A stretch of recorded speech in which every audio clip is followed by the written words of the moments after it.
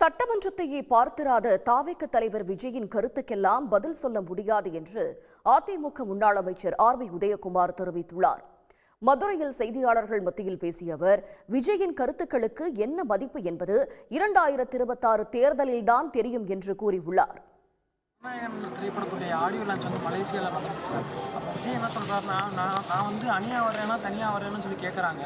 ஆனால் 33 ஆண்டு காலமாக நான் ஒரு அணியாக தான், மக்களோட ஒரு அணியாக தான் வந்திருக்கேன். இப்பயும் ஒரு அணியாக தான் வர போகிறேன். அதுக்கு ஒரு சஸ்பென்ஸ் இருக்குன்னு சொல்லி சொல்கிறாரு சார்.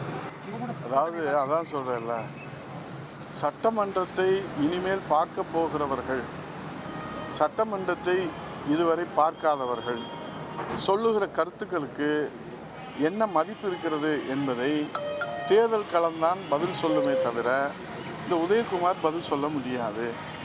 உடனுக்குடன் செய்திகளை தெரிந்து கொள்ள சன் நியூஸ் பெல் ஐகானை கிளிக் பண்ணுங்க.